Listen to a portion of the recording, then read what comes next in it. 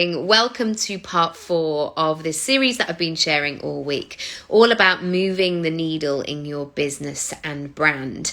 And I'm really excited today to do a follow-on of yesterday's, all about kind of ideal clients. We were talking about this and really thinking about the offerings that you could provide, the support that you could provide, or equally the support that you could get that would be really game changing in terms of your business, in terms of your development, or having that sense of like, yeah, I feel like I'm doing all the things that I'm supposed to be doing, or I'm feeling like me. Those moments where you just feel in your element, where you feel really good. Obviously, we all have life stuff and wobbles and all kinds of things, but hopefully you will find this useful. So today I'm talking about offerings and what you're putting out there in terms of your business. And I wanted to start, the first word I've written down is mindset, but mindset is just one of those umbrella terms, isn't it? Do you know what? It's really important before we get to the money, before we get to all the other stuff, that you feel really good about what you're putting out into the world. And for so long, and I've certainly seen this in the coaching industry, there has been this pressure, this sense, this framework that you should do things in a certain way, or if you want to meet this target, then you should offer this, or you shouldn't offer this, or you should do things in a certain way. But I really invite you today to go back to a place of looking at your offerings, looking at your pricing menu, looking at how people actually pay you. And first and foremost, check in and see how those feel. And if there are any way you're like, yeah, I don't really like doing those, or yeah, well, this has been on my site for a while, but nobody's actually paid for that, I want you to check in with how that feels. The second thing I would love you to do, morning, is to check in with how it feels when you say something out loud. Because I've been on so many discovery calls over the years where sometimes I've said, so what's the price? And somebody's been like, the price is wrong. And I'm like, what? Say what? What's the price? What's going on? And saying something out loud, especially in terms of money, is a skill that we really have to learn, because I wasn't taught it. That is for sure. I wasn't taught to, charge your worth and say what you want to say. I still have to work it like a muscle, that I have to be able to say things out loud. So the first thing is to look at your pricing menu, see what's on there, see what's lurking on your website. This is always a biggie, where you're like, oh, didn't realize that was still there from 2017. See what you've got for sale. I know it's really obvious, where you're like, well, I'm the business owner, of course I'm going to know what's on there. But we get busy, we've had COVID, etc. So go back to what you're offering. Secondly, read them out loud. You can do this when you're alone in the house. You don't have to do it in front of people, unless you are in a couple where you're like, let's share, let's talk, let's read our poetry out loud.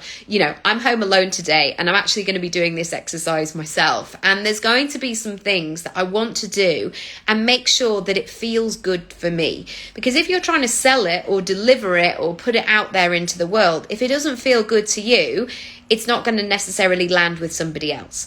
It's that moment. I have it with tights sometimes, even though it's not quite tight weather.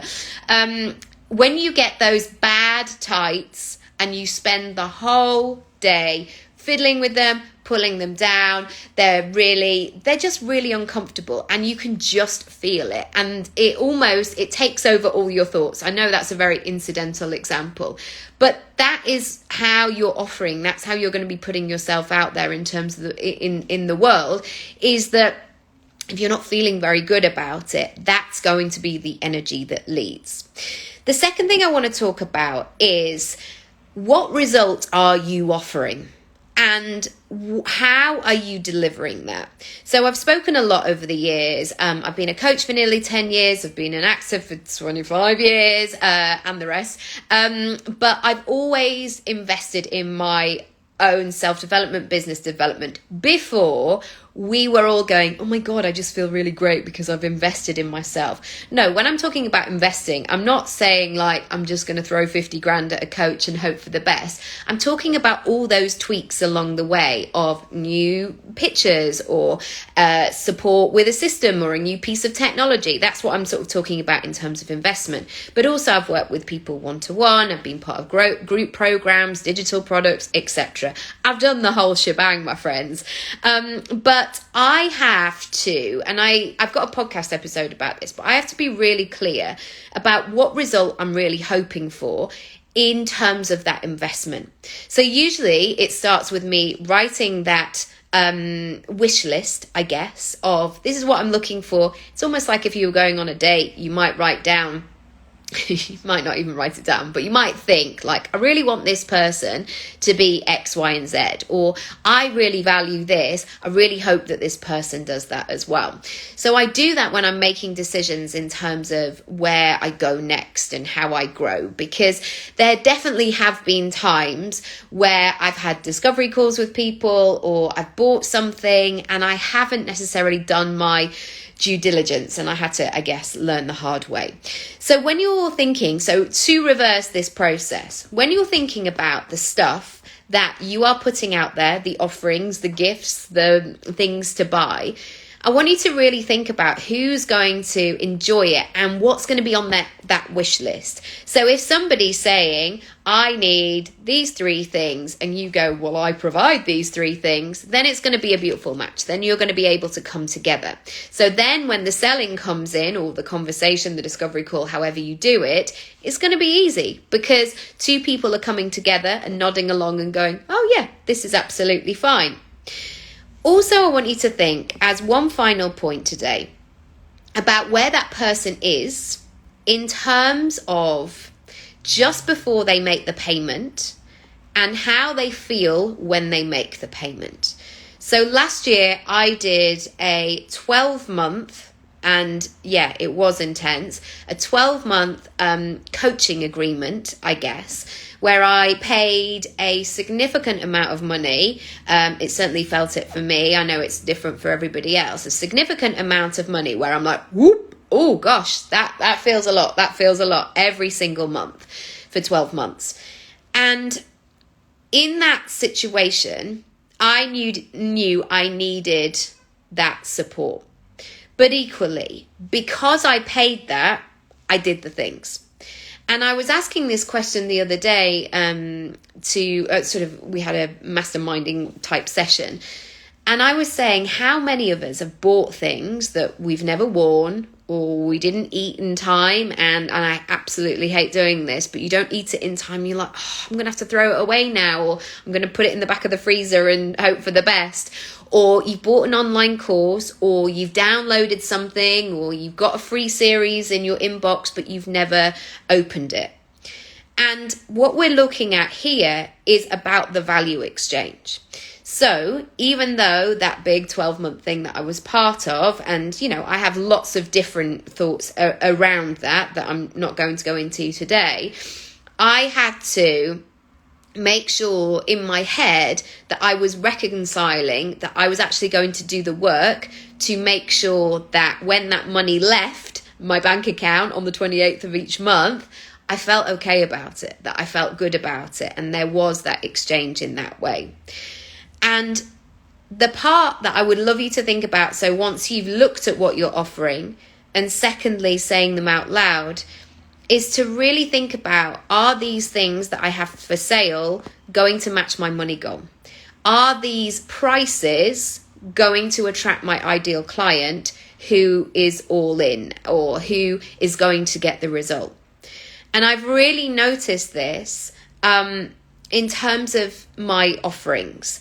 And I have done loads of podcast episodes around this, but I tell you what, and if you'd said this to me, I would have never have believed you.